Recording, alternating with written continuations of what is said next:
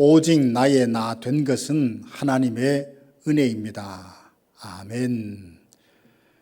오늘 하루도 진실한 자가 되어서 하나님의 보호하심을 받고 삶의 필요를 부족함 없이 채워주시는 그 은혜를 누리시기를 주님의 이름으로 축복합니다. 이 시간 다 함께 주기도문으로 우리의 신앙을 고백합니다. 하늘에 계신 우리 아버지의 이름을 거룩하게 하시며 아버지의 나라가 오게 하시며 아버지의 뜻이 하늘에서와 같이 땅에서도 이루어지게 하소서. 오늘 우리에게 일용할 양식을 주시고 우리가 우리에게 잘못한 사람을 용서하여 준 것 같이 우리 죄를 용서하여 주시고 우리를 시험에 빠지지 않게 하시고 악에서 구하소서. 나라와 권능과 영광이 영원히 아버지의 것입니다. 아멘. 하나님의 말씀은 역대상 19장 1절에서 5절 말씀입니다. 그 후에 암몬 자손의 왕 나하스가 죽고 그의 아들이 대신하여 왕이 되니 다윗이 이르되 한운의 아버지 나하스가 전에 내게 호의를 베풀었으니 이제 내가 그의 아들 한운에게 호의를 베풀리라 하고 사절들을 보내서 그의 아버지 죽음을 문상하게 하니라. 다윗의 신하들이 암몬 자손의 땅에 이르러 한운에게 나아가 문상하매 암몬 자손의 방백들이 한운에게 말하되 왕은 다윗이 조문 사절을 보낸 것이 왕의 부친을 존경함인 줄로 여기시나이까. 그의 신하들이 왕에게 나온 것이 이 땅을 엿보고 정탐하여 전복시키고자 함이 아니니까 하는지라. 한운이 이에 다윗의 신하들을 잡아 그들의 수염을 깎고 그 의복을 볼기 중간까지 자르고 돌려보내매 어떤 사람이 다윗에게 가서 그 사람들이 당한 일을 말하니라. 그 사람들이 심히 부끄러워하므로 다윗이 그들을 맞으러 보내 왕이 이르기를 너희는 수염이 자라기까지 여리고에 머물다가 돌아오라 하니라. 아멘. 오늘 본문 말씀에 보면 다윗이 참으로 황당한 경험을 합니다. 암몬을 다스리던 나하스 왕이 죽었다는 소식을 듣고 다윗은 한때 자기에게 호의를 베풀었던 나하스의 죽음을 문상하기 위해서 조문단을 보냅니다. 그런데 그 아들 한운이 아버지 죽음을 문상하러 온 다윗 사절단의 수염을 자르고 의복을 중간 볼기까지 잘라버립니다. 의복의 볼기 중간까지 잘라버리면 바지나 옷의 뒤쪽에 그 사람의 하체와 엉덩이 부분이 드러나서 망신을 당합니다. 암몬 사람들은 이렇게 함으로써 다윗을 모욕한 거죠. 이에 다윗은 요압과 군대를 보내서 암몬을 함락시킵니다. 한운은 이렇게 어리석게 자기에게 베푼 호의를 모욕으로 갚으려다 공격을 당하여 성이 함락되고 말았습니다.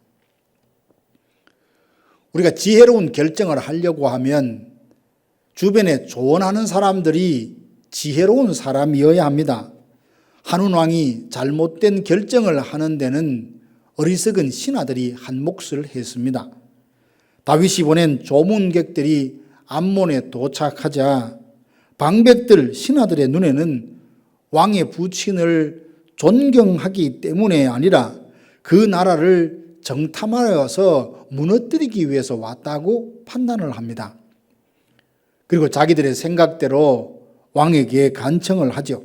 한운은 신하들의 어리석음을 분별하지 못하고 다윗 사절단에게 이렇게 망신을 주었습니다. 왕 곁에는 국정의 짐을 함께 의논하고 나눌 신하들이 있기 마련입니다. 그런데 주변의 신하들이 왕의 귀가 되고 손과 발이 되는 충성스러운 사람들이라면 나라는 평안할 것입니다. 그러나 반대로 신하들이 간신배여 부정부패에 연루되어 있거나 어리석으면 오히려 왕의 눈과 귀를 가로막아 잘못된 정책을 펼치도록 할 겁니다. 우리 모두는 주변에 있는 사람들에게 영향을 받을 수밖에 없습니다. 그래서 주변에 어떤 사람을 가까이 하느냐에 따라 좋은 영향을 받을 수도 있고 잘못된 영향을 받을 수도 있습니다. 인사가 만사라고 하지 않습니까?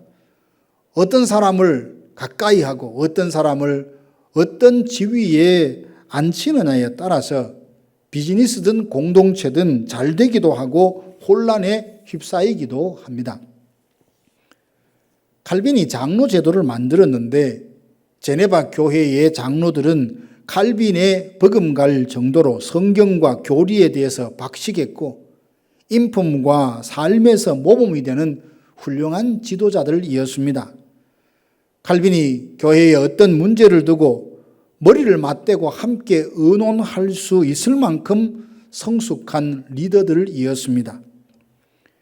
교회가 하나님의 말씀대로 건강하게 세워져서 복음의 증인으로서 하나님 나라를 확장하는 일에 쓰임 받으려고 한다면 직분자들이 말씀과 교리에 해박한 지식을 가질 뿐만 아니라 늘 깨어 기도하는 영성과 예수님을 닮은 성품을 갖고 자원함과 기쁨으로 섬겨야 합니다. 초대 예루살렘 교회의 7 집사들을 아시죠? 그중 스데반과 빌립만 봐도 현재 풀타임 목회자와 비교해도 조금도 손색이 없을 정도로 성경과 복음에 대해서 매우 박식했고 지혜로웠고 사람들에게 칭찬을 받았으며 성령을 쫓아 복음을 담대하게 전했던 증인이었습니다. 교회는 유기적 생명체로 예수님을 중심으로 이루어진 영적인 몸입니다. 몸이 건강하려면 뼈가 튼튼하고 신체와 마음, 영혼이 건강해야 하듯 교회가 건강하려면 뼈와 근육에 해당되는 직분자들이 충성스러운 자가 되어서 자원함과 기쁨과 감사함으로 섬기고 영적 질서 가운데서 주 안에서 서로 사랑할 때 교회를 통하여 복음이 힘있게 증거되고 성장합니다. 암논한 한우는 주변 신하들이 어리석었고 왕 또한 어리석었으니 나라에 덕이 되는 결정을 하지 못하고 호의를 모욕으로 갚아 결국 나라가 멸망하고 말았습니다. 그리고 우리가 어리석은 결정을 하지 않으려면 말씀 위에 굳게 서 있어야 합니다.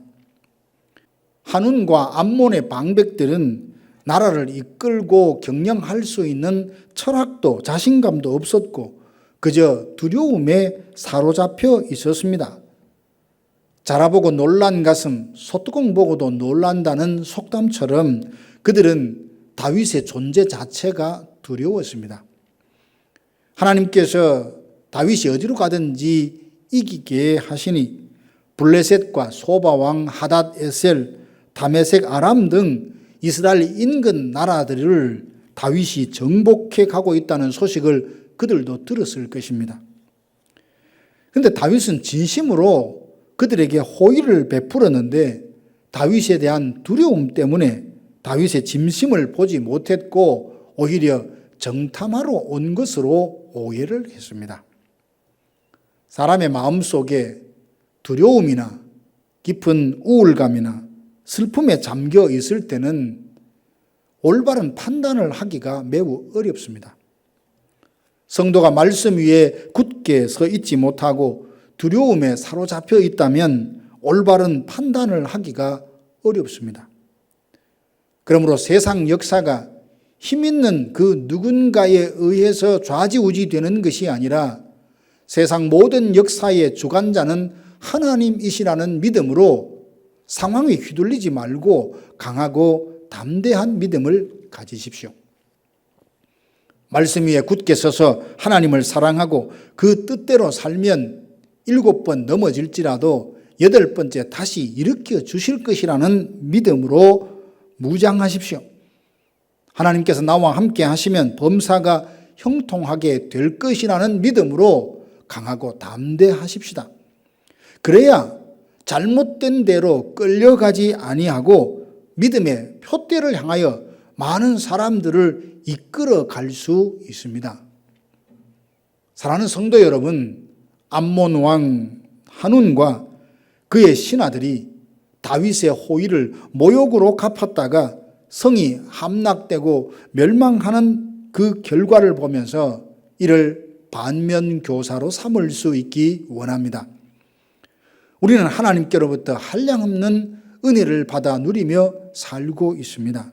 그러니 한운처럼 배응망덕할 것이 아니라 주신 은혜를 어떻게 보답하며 살지 늘 궁리하고 우리의 삶과 행위가 하나님께 기쁨과 영광이 되도록 살아가십시다. 주변에 원망하고 불평하고 불의한 사람들과 가까이 하다 보면 자기도 모르게 그들의 좋지 못한 시각과 습관에 물들 수 있다는 것을 기억하고 악한 영향력으로부터 자기의 마음과 생각을 지켜야 합니다. 믿음이 좋은 사람, 하나님과 교회를 사랑하고 말씀을 가까이 하는 경건한 사람들과 영적으로 교제함으로 서로의 믿음을 돈독하게 세워서 영적으로 윈윈하는 지혜로운 성도들이 되시기를 주님의 이름으로 축원합니다. 다 함께 기도하겠습니다. 지금은 우리 구주 예수 그리스도의 은혜와 하나님 아버지의 크고 놀라우신 사랑하심과 성령의 위로교통 충만케 하심이 성령을 쫓아 행함으로 지혜롭고 복이 되는 선택을 하여 그 삶의 복을 누릴 뿐만 아니라 하나님께 기쁨과 영광이 되리라 다짐하는 사랑하는 성도들 머리 위에 이제로부터 영원토록 함께 있을지어다. 아멘.